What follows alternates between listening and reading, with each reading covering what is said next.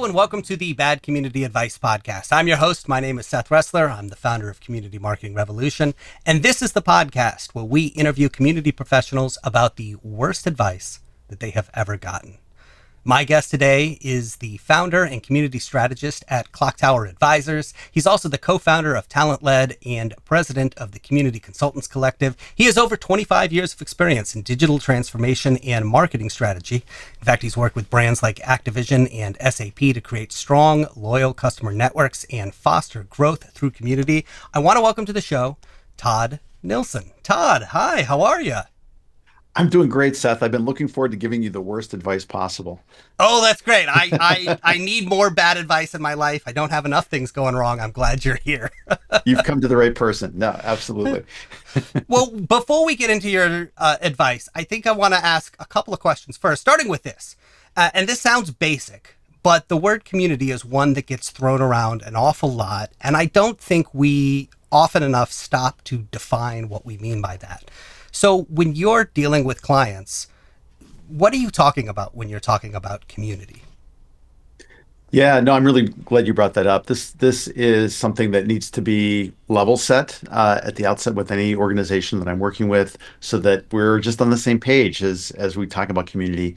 Because some executive leaders, at least this in years past, I think the idea has become a little bit more complex and nuanced in more recent times, like since the pandemic. But it used to be like if you said you were going to help to build a community for an organization, you'd get a blank stare from the executive leadership saying, are you talking about like a Facebook page or something like that? And I'm absolutely not talking about a Facebook page. I'm talking about the more or less private community spaces online where people can gather with some modicum of safety and an assumption that the people there are there for about the same purposes you may happen to be. And so, as I'm talking about a community and community definition, my definition that I help them with is usually this is a group of people who are coming together for some kind of common purpose, shared cause, shared passion, shared idea on a regular basis so that they can build better friendships with each other, have a sense of belonging, and maybe further that cause or interest in the space in which they're operating. I do make sure that they understand that the community platform is really not the community. It's just a building where you're meeting in online. And so if I can help an organization to understand that definition at the outset, it avoids some risks and misalignment between the leaders and the people that are trying to build the community in that organization. Yeah. I love that definition, and you said a key word there, which is that we're creating a space where people can come together. And yet it's important to remember that the space itself is not the community. It's actually the people that come together in that space that are the community. So that's great. Absolutely. I mean, I think a key misunderstanding that a lot of organizations have is that they will have a tendency to obsess about the platform itself. And don't get me wrong, the platforms are important. And I think that, you know, just like an architect builds a space that is fit for habitation and purpose, for whatever it is that you want to do in that space, whether it's a church, a community center, a home, or a corporate building, the online communities we build need to be fit for that space as well. But so many organizations will obsess about creating the perfect building, creating the perfect online space, that they sometimes forget about or give short shrift to the actual operation of managing that space for people. It's about the people. And if you're not thinking about them first, what they want, what kind of problems they're trying to solve, why they would want to come back on a day-to-day basis, that's a good way for your community to fail. Yeah. So talk to me about what you are doing in your day-to-day work with Clocktower Advisors. What does that actually look like for you?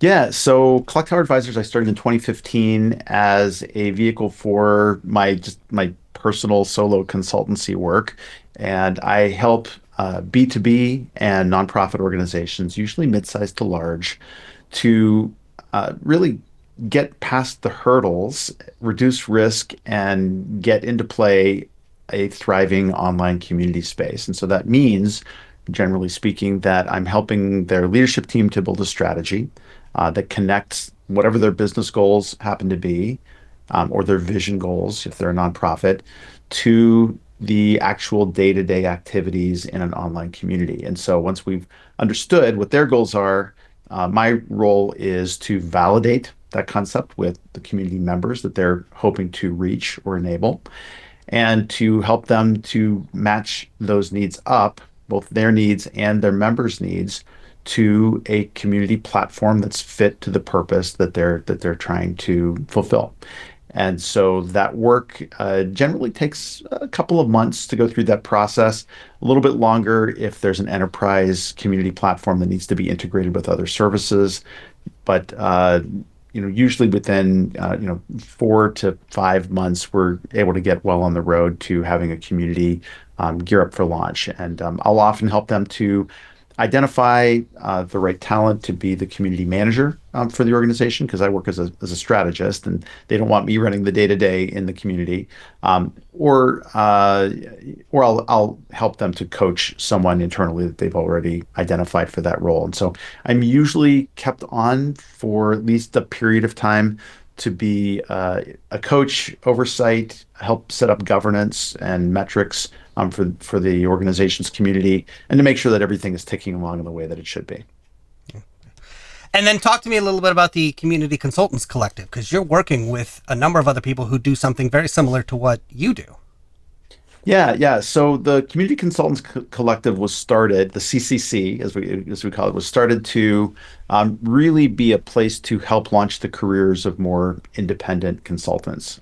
When I started this work back in 2015, there were really only a handful of people that were doing community consulting as an independent, not as meaning not working for a company full time, not being a full timer.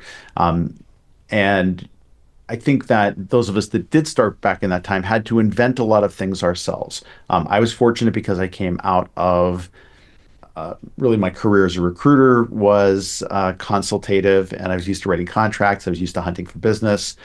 Same thing when I moved into the community building space. I was with an agency, and I got the discipline and rigor of building statements of work, service agreements, managing projects, managing teams, and doing all of that work. So it really wasn't that huge of a stretch for me to set up an independent consultancy, because I already knew how to do all that stuff. But a lot of people who are great community professionals but want that independence find themselves at sea trying to figure out how to go to market, what's their messaging, how, do they need legal counsel?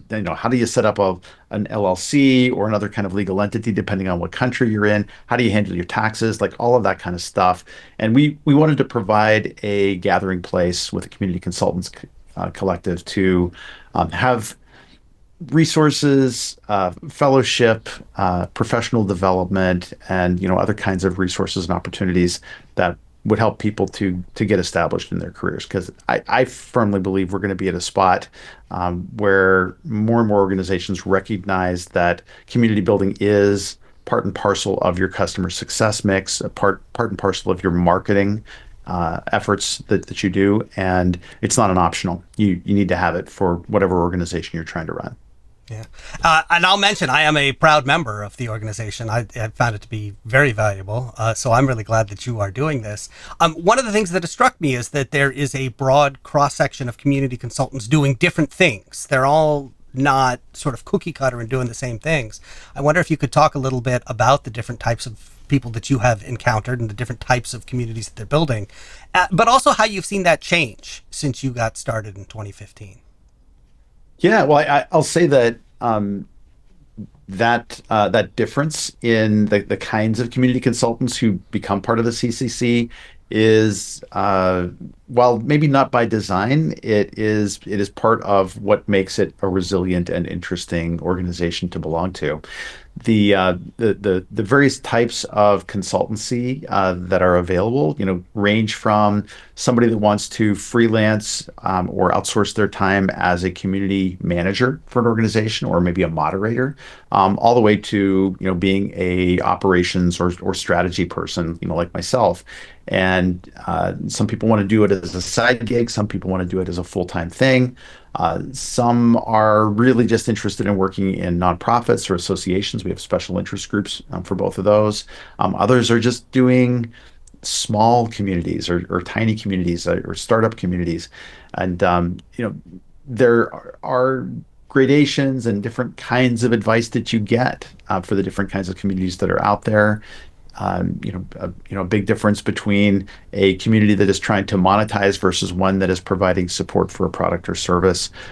They just have different goals. They have different approaches to what they do, and so that has really, I think, created a lot of strength. And what I'll say is, since I started in the space back in around 2013, formally as a community professional in the corporate world, that it's actually become a lot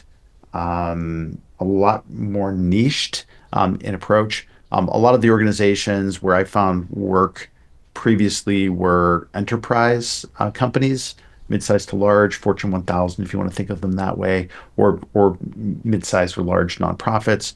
I've continued to stay sticky in that particular space, but I've seen a lot more emphasis, especially since the pandemic, of smaller niche communities started up by thought leaders, authors, TED Talk speakers, other kinds of influencers, coaches. And it's become, I think, part of their go-to-market to have a connected community. And I think a lot of that's grown out of either gaming culture or Patreon. I'm never quite sure how to say it, but that growth of, I'll call them turnkey startup communities or smaller niche communities has definitely been a trend that we've been seeing happen over the past couple of years. Yeah. I come from the world of content creation, and I feel like that's a space where you are seeing more and more talk about the need for community. And frankly, I think part of that is because it's harder and harder to cut through with content alone now that everybody can create content. And, we're all walking around with television studios in our pockets and everything else, that there needs to be a differentiator. And I think a lot of people are starting to recognize that community could be that differentiator. So Absolutely. Yes. yeah. All right, Todd, let's get into the bad advice that you got. Here it is. If If you you build build it, it, they they will will come. come. I can't do a James Earl Jones impression, but talk to me about that advice. First of all, where did you get that advice? And, what happened? Did you actually follow it?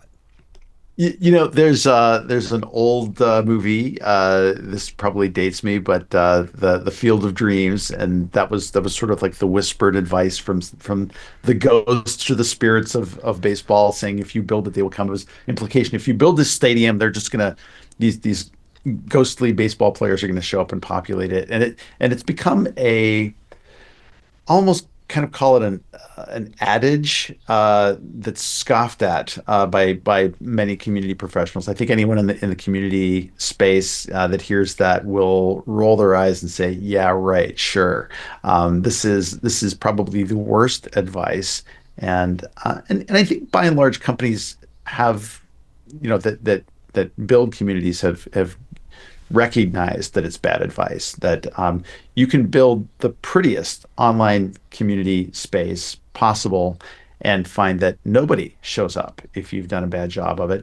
Or more frequently, if you just build the space and you invite everybody in, you could end up having a ton of people come in, sign up, with stars in their eyes. But if there's nothing there for them to do, they're definitely not going to stick around. And so I've generally addressed this with organizations that have a naive view of how you build online movements, how you build online spaces, by making it really clear to them that this isn't a matter of you just turning on a community platform and inviting people in and hoping that they're going to just show up for you, because they got better things to do with their time. If like you or me, I'm sure, we're somewhat anomalous that we maybe have, like, I don't know, 15, 20, 30 communities that we're part of online. That's an occupational hazard if we're in this space. But I think, yeah, the average person maybe has at least 5 or 6 places online that are sort of beckoning for their attention. And I'm not even talking about the major social media platforms. Yeah. So let's take this into parts, starting with this. Before you build it, what do you like to see clients have? Do they need to have an email list or a social media following or a customer base? Or can you build community if you are literally at ground zero and have nothing yet? I mean, I think it certainly helps to have those resources that you identified, and I will recommend that if they haven't built those kinds of lists or have a group of fans that they can tap into, I'm they need to build it. They need to start thinking about who they're bringing into this. Um, Even if it's just a monthly Zoom meetup, that's the start of a community. But can you do it without? Sure. But the thing that I absolutely want to see from them at the outset is uh, a clear statement about why they want to build that community. Like, what are you hoping to accomplish from this? What is your goal? What is your business idea that's around this? And usually, to help them get to something like this, I use something that's been around for a long time. I've got a modified version of it with some modified questions, but it's the community canvas.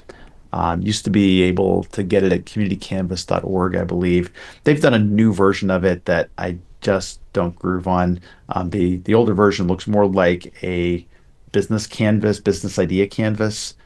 In layout, it's really just a kind of a series of boxes that lay out things like the community purpose, the audiences you're trying to go for, what are the core values, what does success look like, what do people do in the space, and then sort of like what are some of the underlying resources or communications channels that you're going to be using to promote it. If you can at least fill those boxes with some answers to the question, that's a beginning to having a vision that is realizable for your community. Yeah. And you bring this up. We should probably point out that there is a difference between the business purpose of the community while your organization is starting it, and then the mission of the community members, which, there may be some overlap there, but they're not necessarily the same thing, correct? Yeah, I'm always looking for the Venn diagram. That idea is like you got circle A and circle B, and where they overlap, those are coinciding interests. And it's okay if they each have their own, different sets of interests. A company may be looking for ideas to improve its products, and the members of your community may be looking to get their questions answered about what they have. But it's when a community member has ideas for a product, and the company has wants to get those ideas to improve their product. That's where you see the overlap, and that's where the value of the community really has a chance to emerge and makes everybody happy in the process. Okay. All right. So let's say we've got an organization that is there. They, understand the business purpose of their community. They understand the shared mission of their community members. There actually is a following or audience or list of some sort that's already there. Um, you know, but we're still not ready to build it necessarily. What's the first step of understanding and figuring out what kind of space you want to build for your community? Mhm. Well, I mean, I think a lot of the activities in an online community are going to be driven by the goals of the members and the goals of the organization. So if we have those things, we can start to put together a list of the kinds of features that we need to have in the community. Do you need a resource library in the space? Do you need the ability to have private or secret subgroups to be able to meet within the space? Is it even important for me to have a customizable personal profile in the space? All of these things are going to have an impact on what kind of community platforms you might want to look at there. And I'm tracking close to 100 community platforms. I'm sure it's not a comprehensive list, but they're the ones that are on my radar. And they all have different use cases. They all have different strong suits of what they do. Some are mobile first. Some are desktop first. Some are friendly. In both of those worlds, just depends on what that particular group of people happens to need, what their demographics are, what their psychographics are, and then trying to match them up with the feature sets that are going to make the best use of that. So. Making a good selection for platform is important, needless to say, because you're probably going to be on it for at least a couple of years. Um, as quickly as software changes, you don't want to have to do a lot of migrations, from one platform to another, especially if you want to be taking that data and the richness of those conversations and ideas with you. Yeah. And if I'm hearing you right, before you build it and hope that they come, you actually Right. want to be talking to the people that you are hoping will show up, right? Oh, heck yeah. Oh, heck yeah. Yeah. I mean, if you're not having those conversations, if you haven't identified, at least a group of 5 to 15 from that larger subset of followers of what you're doing who are or at least seem to have the potential of being your super fans in the space, then you're gonna have a little trouble getting off the ground. I'm always looking for sort of that core group of founding members, people that are at least more likely to interact and offer their insights unbidden online, like people that are probably social media active, or at least they are good collaborators, they're communicative people. You don't want to be inviting your initial members into that space or having conversations with those people who are uh, shy about what they want, and don't have strong opinions. They're kind of blasé about your concept. Like, those are not going to be the people that you want in there first. And really, those early conversations, even before you launch the community, need to be spent really honing in on the people that you think are going to be your big backers when you go into the space, because there's one failure point that hits a lot of organizations. If you depend on your community manager to do all the heavy lifting, to be like the sole evangelist, and they're greeting everybody coming into the community, they look like a desperate party host, handing out the dip and hoping that people stick around at their party that is doomed to fail from the beginning. Yeah. Yeah. That makes a lot of sense. So, how do you find those people? And how do you have conversations with those people? I mean, are you literally just talking to them on Zoom? Are you doing surveys? Like, how do you get an idea of what Yeah. they would like to see in this space? I mean, ideally, this goes back to what we were saying a little bit earlier, is you hope that that customer that you're working with has already got a mailing list, that has identified people that they think would be good. I'm generally asking them as stakeholders to say, "Hey, who do you consider friends and family of the brand? Who would talk to us, about this community concept that you have?" And you create a list of 15 to 25 people. I generally want to talk to everybody on that list, and from that list, I usually find 5 to 10 that are more likely to be a little more active with the brand. They're probably already positive about the brand or the organization, and it's not requiring a lot of arm twisting to get them involved. Yeah. What I'm taking away from this is that, as a guy who comes from content creation, where I get to control it until it's published and it goes out the door, this is a much more iterative process where you are constantly getting feedback and making sure that your community members are helping shape the space. And that's a little bit of a different way of thinking. Yeah, I mean, and I guess for me, it's come relatively easily because I came out of a background as a recruiter. So you're always recruiting. You're always trying to make it an invitation for people to participate and to be involved with what they're doing. If someone says to you, "Hey, I had this idea for something I want to do in the community," your job is to enable them, to do that, as long as it's within the guidelines and federal statutes that they can do it, legally. You want to make it possible for people to do that and to iterate the concept of the community over time. All communities change. These are social constructs. It's not like a widget. It's not like a robot. It's not your AI. These are people who have changing needs, attitudes over time, and you need to spend a little time thinking about how those needs are going to change and try to anticipate them, but again, keep asking them questions about what they want in the space as well.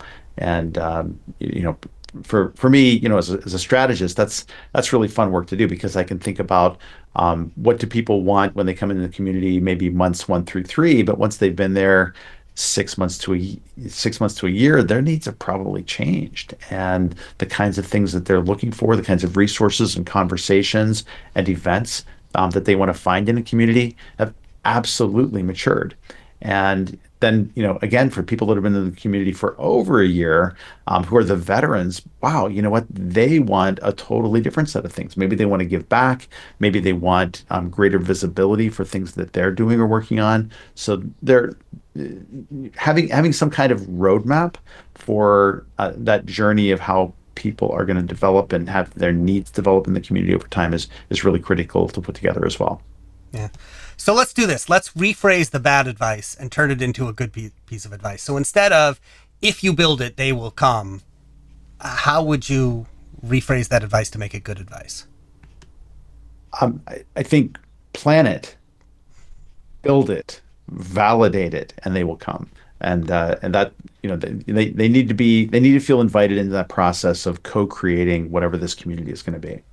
All right. So co-creation is key. I love that. This is fantastic. Thank you for sharing the bad advice. What happened? Did you follow that bad advice? Did it not work? Um, I've been in plenty of communities where they tried to follow that advice. It didn't work, and that's when they came to me to try to say what went wrong. Where do we make a wrong turn here, and have tried to offer directions for them to get to a better spot. But it inevitably requires me to go back out to the members and say, hey, we noticed you haven't been around very much. What would make this more compelling for you to return? And if I'm hearing things like, you know what, I just haven't had the time, or I just, I've been busy, or I'll try to jump back in when I can. You don't want people to be throwing you a bone for that. There needs to be a compelling reason for them to come back. And if you haven't lighted on that, you really need to go back to the members, think about them, think about their behaviors, look at the data that you've got, and reconfigure what the purpose of that community was from the outset. All right. Todd, I love that. One last question, and this is something that we're going to ask everybody that comes on this podcast. Make a prediction. You have been in this space for over 10 years now. 5 years from now, what do you think we're going to be talking about when it comes to community?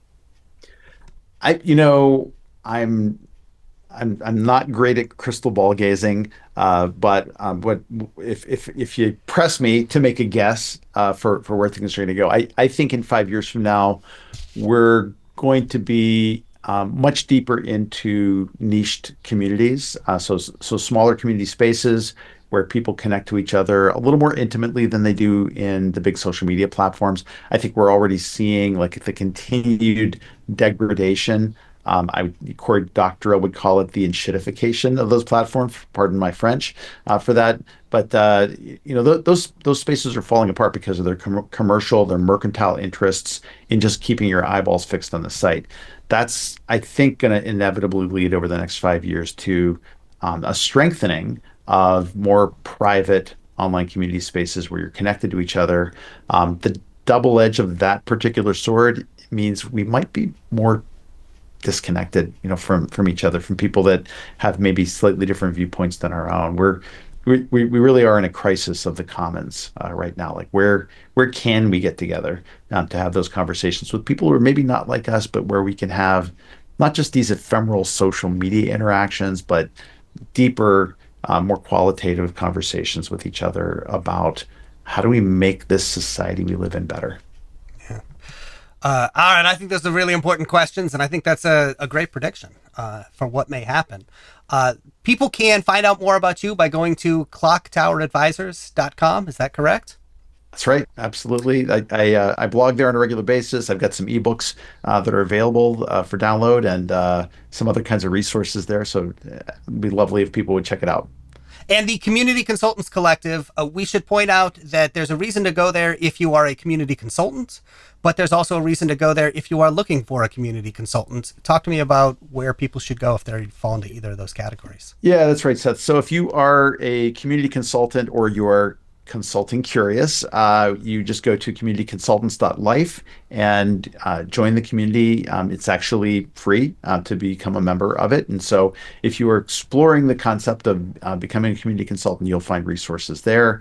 If you are in fact looking for a community consultant, we feature the profiles of members from our collective on our subdomain directory shop.communityconsultants.life. And there you can search with some pretty great tools that were developed in conjunction with one of our partners, All Peeps, to find people with exactly the right profiles and platforms that you may happen to be looking for help with. It's a really great tool to get connected with a consultant who is the right match for your needs. Cool. Todd Nilson of Clocktower Advisors, thank you so much. I really appreciate you coming on and sharing horrible advice with us. I was really glad to share it, Seth, and thanks for having me on.